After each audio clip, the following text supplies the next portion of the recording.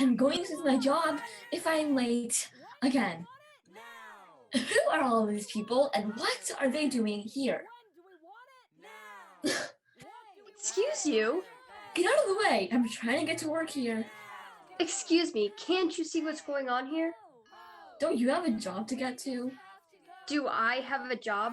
I work 16 hours a day, 6 days a week, and I still can't afford to put enough food on my table. Why do you think I'm here? Come on. There's no way you're working 16 hours a day and struggling with money. This is America. If you want to complain, get a new job and don't make me late to mine. And where do you work? The Federal Reserve Bank. See, of course you wouldn't get it. Oh yeah? Where do you work? The Pullman Palace Car Company. Pullman Palace.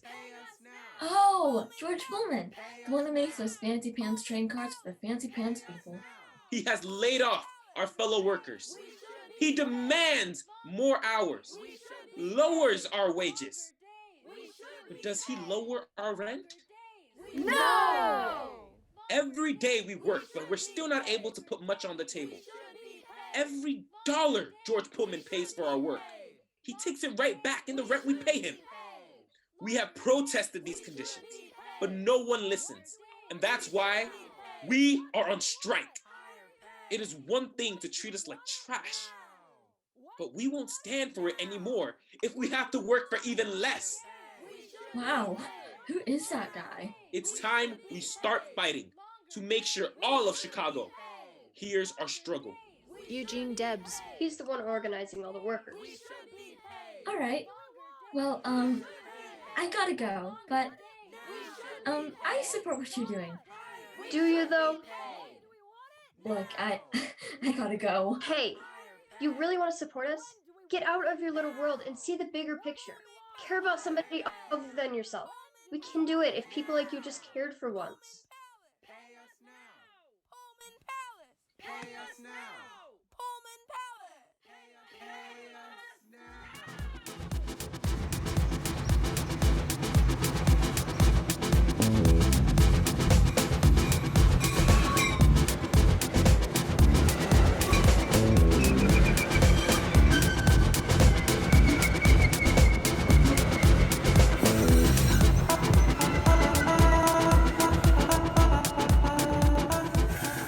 We interrupt this very special episode of The Cosby Show to bring you this Breaking news. Former alderman of the 9th Ward, Perry Hutchinson, has been convicted of charges on fraud. Mr. Hutchinson has been charged with federal corruption and insurance fraud. He orchestrated a scheme that involved 17 phony car accidents and victims who dramatically faked injuries to collect more than $250,000. Well, I mean, we've all faked an injury for insurance money before, right? Yeah. Moving on, Perry Hutchinson also took $41,200 from, get this, an undercover FBI agent. No. Yes! You know, I had a sister, and she got in a little trouble. All right. And she dated an FBI agent. No. Yes, and what more? She even took a bribe. Ooh, lawyer? No. Legal analyst? No. Football player? A football mistress. That'll do it. Oh. In other news, Mr. Hutchinson was also quoted as saying, "I had the chance to live a dream, and I lost it." The time has come where we must pay for these crimes, said U.S. District Judge Ann Williams. Harsh words, almost as harsh as his prison sentence. Perry Hutchinson didn't only lose his job, but his dignity as well. He's to serve 11 years in state prison. Until next time, I'm Beatrice Foreman. I'm Matthew Hibbard. And stay tuned for a very special episode of the new family show, Roseanne. Ooh. Until next time, thank you and good night.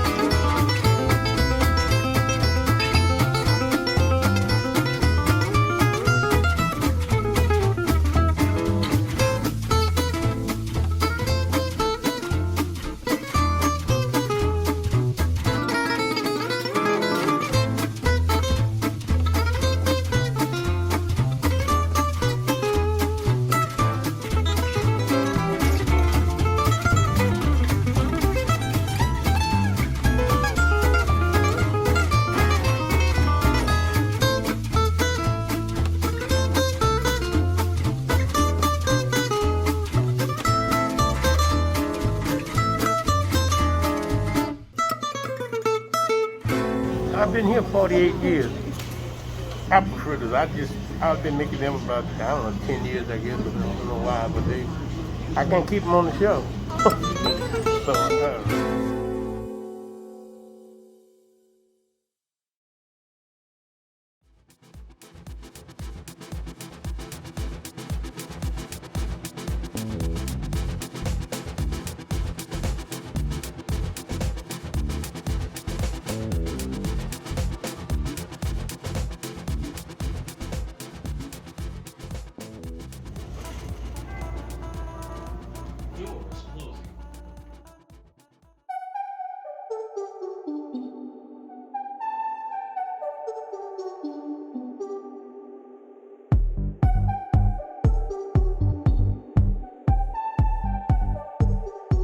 Whispers say they loved us. Murmurs say they will remember us. Cries say they long for us, but all too soon the voices fade and we are left alone. With the rain tap, tap, tapping against the glass boxes that hold us, trapped.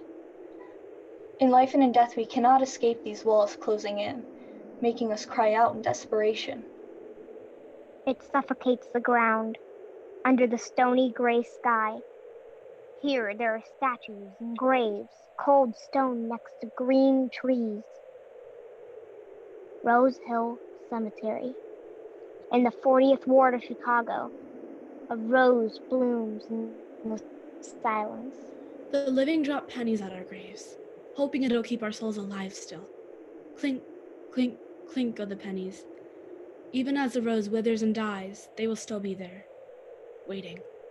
We are waiting to tell our stories, waiting for someone to listen. Maybe this time our stories will remain. Maybe this time they will not be carried away by the wind. Maybe they will endure like the pennies on our graves, if only we were free of this glass box. We might tell our stories. We must tell our stories. Lulu E. Fellows. Died November 23rd, 1883. Age 16 years. Many hopes lie buried here. Frances M. Pierce Stone. Died March 12th, 1854. Age 19 years. Wife of Horatio Odell Stone. Buried with her baby daughter. My statue rests in a glass box. My likeness is worn and torn by the elements. It holds a book in its hand, but the eyes are made of stone, and the book goes unread, just like my story. My statue rests in a glass box. The inside is often blurry as the fog swirls in the cold. I sometimes rest my hand against the glass and watch as the faint outline appears, then fades, as if it was never there. As if I was never there. But you got 3 more years than I did. Is that really such a long time? For a child who has never had the chance to grow up and see the world? Yes, it is. I grew up far too young. I married when I was scarcely older than you. And then my daughter arrived. That was all that waited for me once I had grown up. But I had a future. The Tribune said I showed promise. I studied elocution under great professors. I could hold an audience in the palm of my hand, and I was only going to get better. And I had a living, breathing child. I was going to watch her grow and carry my name. She died younger than either of us, only 10 months old. So that's all you were? A mother? Anyone could be a mother. I was talented. Only a mother? I was a person. I had dreams, hopes for myself and for my child. I was going to watch her grow. My husband put me in a little glass box for protection. It closed me in. I could have been more, yes. Maybe in a different time and in a different place, I could have been like you. But that does not mean that the person I was not enough. I died when I was far too young. I died when I was far too young. only we had more time.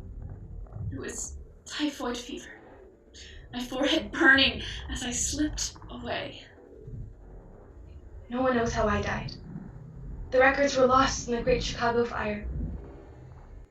I wonder, is it worse to remember? To have to relive that pain?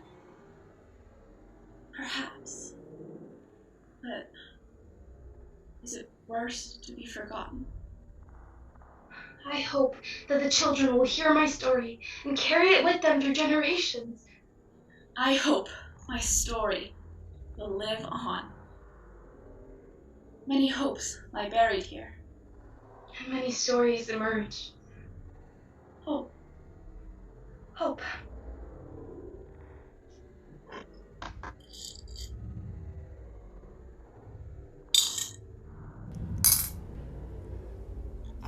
I hope our stories will endure. Death can bring people together in ways you never expect. A neighbor might leave a gift on the porch. Family members that haven't seen each other in years could reconnect. A teacher may place a small note on a desk. Connections happen through the stories of those who have passed, and through stories come comfort and peace. It's a relief knowing that those who are gone may find the same comfort by sharing their stories as well. All it takes is for someone to listen. Richard Warren Sears, 1863 to 1914, assertive businessman. A. Montgomery Ward, 1843 to 1913, always cared for others. It is dusk. The moonlight casts a silver glow, illuminating the inconsistent piles of leaves and snow. It is quiet, but not too quiet because this is Chicago. The only thing that comes close to competing with the luminous moon is the iridescent figure of Richard Warren Sears. Being a ghost, one might assume I'd take the shortest path to my destination. I mean, it's common knowledge that ghosts can just pass through things, but no. In my typical bow tie and spats, I weave rather slowly through the gravestones, leaving a trail of glittery glow behind me. Suddenly, I pause. With a 90-degree turn, I look down and read the words, Aaron Montgomery Ward. Vile villain. Look, I'm above you even in the afterlife. Ha! What do you think you're doing? Nothing. Can't a ghost just take a nightly stroll? But you weren't. You were coming to disturb my peaceful rest again. Here we go, always assuming the worst of me. Well, you are the worst. As if you just haven't accepted that I was more successful.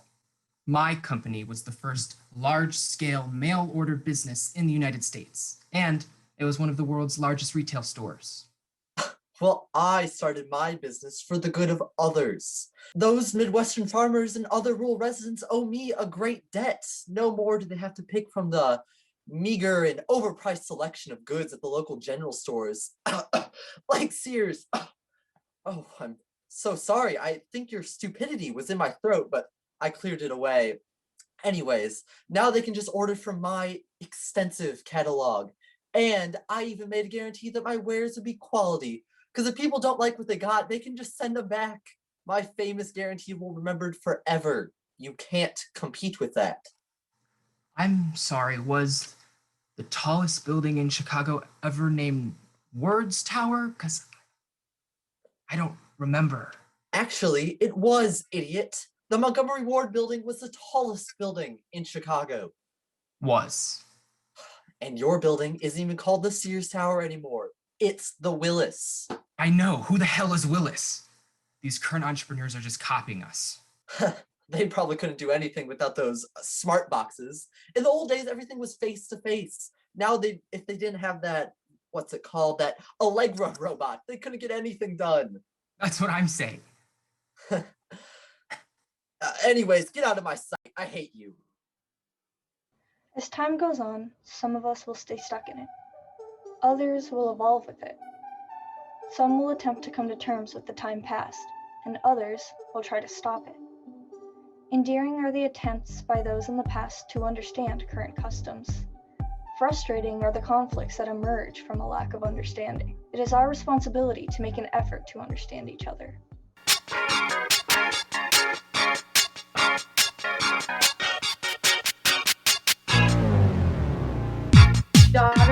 wife, mother, and grandmother. Virginia Comus Graham, July 4th, 1912 to December 22nd, 1998. Beloved by all. Martha O'Driscoll Appleton, March 4th, 1922 to November 3rd, 1998. More than a Dixie Blonde. Margaret McWade, September 3rd, 1871 to April 1st, 1956. I have a name. Mimi Forsyth, December 13th, 1921 to August 17th, 1952. I am strong. Well, now that everyone's here, I thought we could talk about our personal experiences in the acting industry. I know it wasn't all rainbows and smiles. It most certainly was not. At least not for me. Almost none of the articles that were written about me mentioned my name. I was always the tall one with the angular face and the dark hair. The one, not Margaret McWade. It was like I was an object, something to be used and looked at. But I am not an object. I had no name. It wasn't all rainbows and smiles for me either. I was always the ditzy blonde, the helpless girl waiting to be rescued by a man.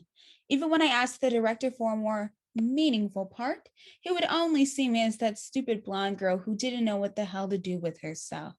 I had no agency. That is terrible. I'm so sorry, you two. I also wonder about our personal experiences with performing. How did the industry affect your mental health or your physical health or your relationships with others?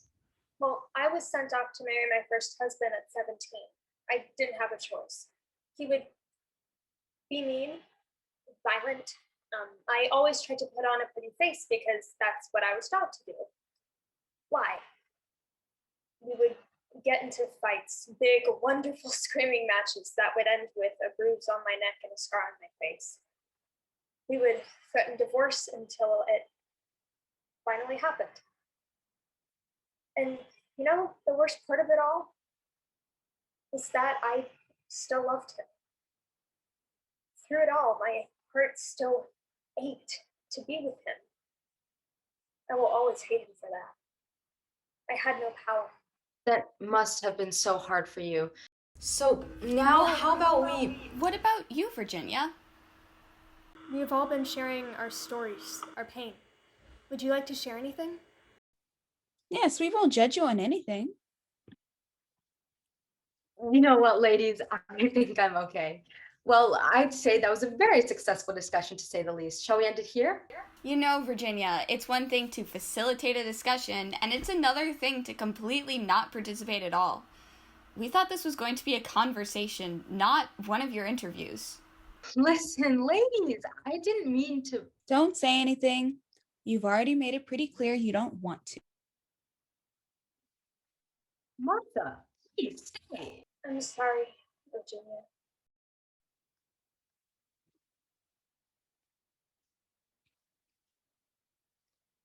I was just a pawn to them.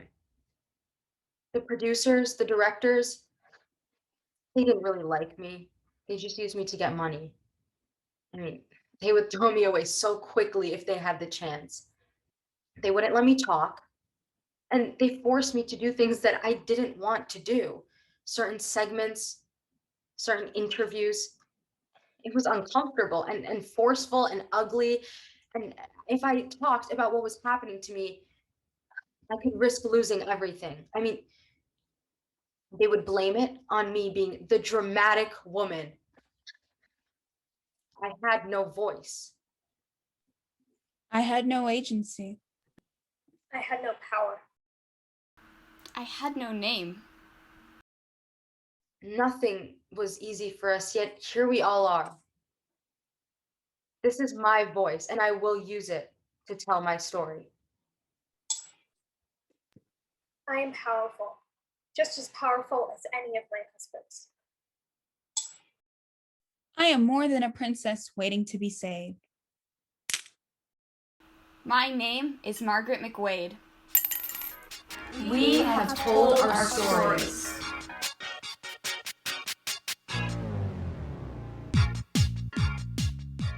Sometimes you have to put your differences aside. Peace comes through finding our similarities, no longer thinking of them as the other, but as us. Us is what gathers friends together. Us is what keeps a family loving. Us is what brings people together.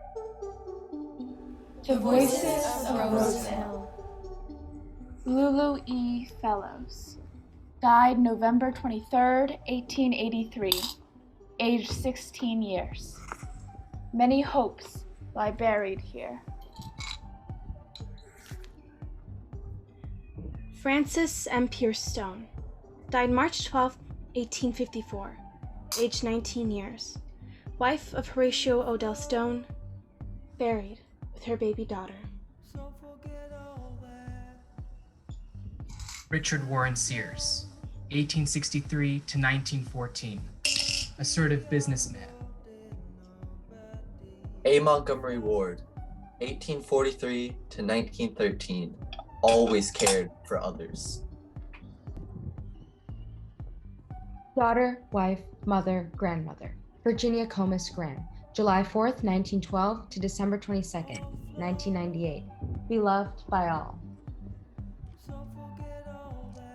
Martha O'Driscoll Appleton, March 4th, 1922 to November 3rd, 1998. More than a ditzy blonde. Margaret McWade, September 23rd, 1871 to April 1st, 1956. I have a name. Mimi Forsyth, December 13, 1921 to August 17, 1952. I am strong. And all the graves that go unmarked.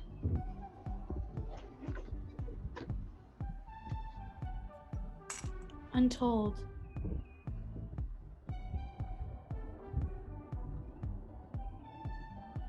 And unremembered. We remember. Will you?